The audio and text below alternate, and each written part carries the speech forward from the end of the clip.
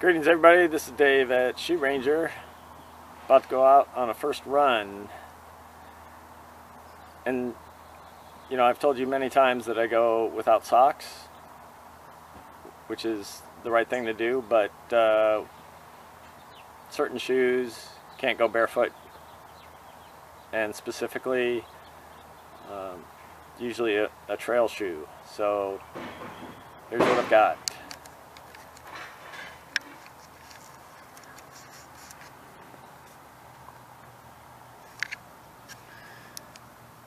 So this is the Hoka Challenger.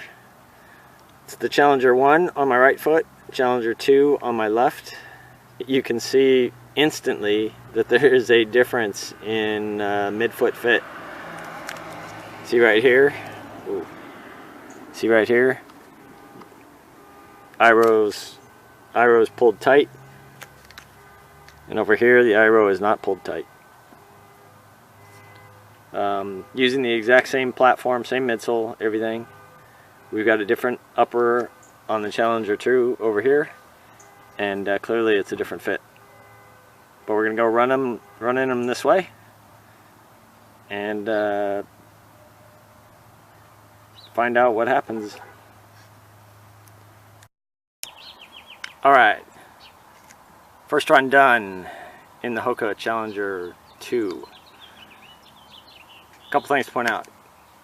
Heel fit back here, so much better. Really well done. I like the midfoot. It's a lot more secure up here in the midfoot. So that's plus number 2. The only thing that I felt that we'll find out if it becomes an issue is it's much tighter right up here.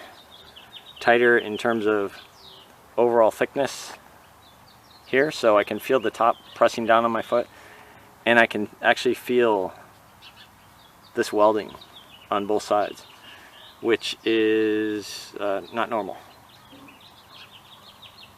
Anyway, that's the first run. Again, midsole and outer sole are the exact same, so they feel you know, absolutely similar, but with a little bit tighter fit over here than on here. This one feels better because on this shoe my foot's moving around quite a bit. So that's the first run.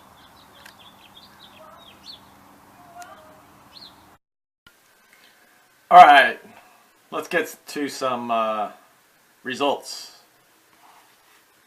on the Hoka Challenger ATR 2. First thing we're going to talk about is fit. On a ranking scale of 1 to 5, this one gets a 3. So the reasons why it gets a 3. 1, it's much better fitting, more secure fit from the heel through the midfoot than the original Challenger. So that's a good thing, and that's all because the mesh is a much stronger mesh, not as flimsy, a little bit more secure, plus the added regular running shoe type tongue instead of that flimsy ultra thin tongue that the original Challenger had on it. So that's what's great about it.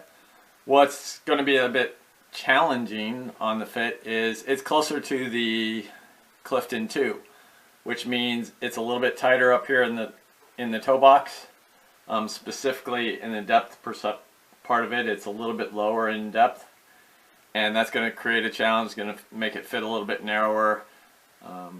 Those with medium to wide feet are going to struggle to get it to fit really good. So that's why I get the 3.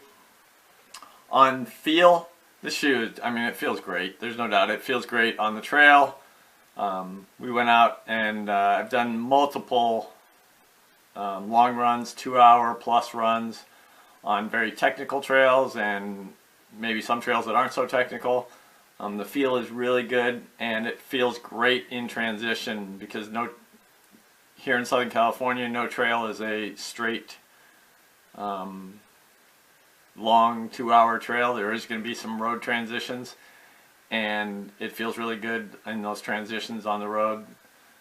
And I know a lot of guys and women who actually use this shoe as a road shoe instead of a trail shoe because of its firmness. It's a much firmer feel than the Clifton 2, which gives it an appropriate feel for some runners versus the really soft feel of Clifton.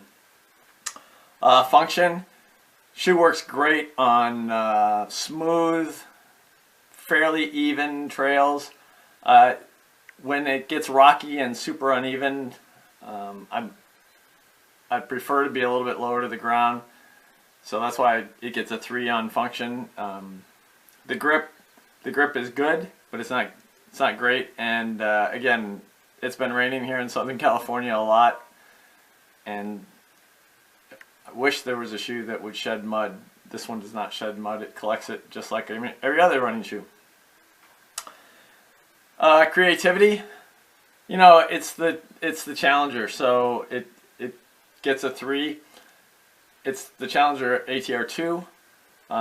If this were the Challenger ATR, I'd give it a 4 or 5, but because this is the second version, all it is an update. They took basically the exact same thing that they did to the Clifton 2 and applied it to the Challenger 2 ATR 2. The one different thing that they added was an external heel counter to give you a little bit more support on the heel.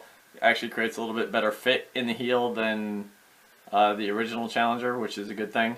But overall creativity, it's good. It's not great. Update. I give this update a 4 over the 5, and that's clearly because of fit. Although it still fits a little bit narrow and it's low in the toe box, the fit is a lot more secure. It's a much better fitting shoe than the previous Challenger. I think those that are able to get into this shoe and get it to fit right are going to like this shoe even better than the Challenger ATR. So good job on updating it, Hoka. So that's it from the Hoka Challenger ATR 2. If you like the shoe reviews that we're doing, go on to Facebook and like us at Facebook/Shoe Ranger. You can follow us on Twitter at Shoe Ranger, or you can follow me personally at Super Dave Jewell on Instagram. Hope your running is going great. Talk to you later.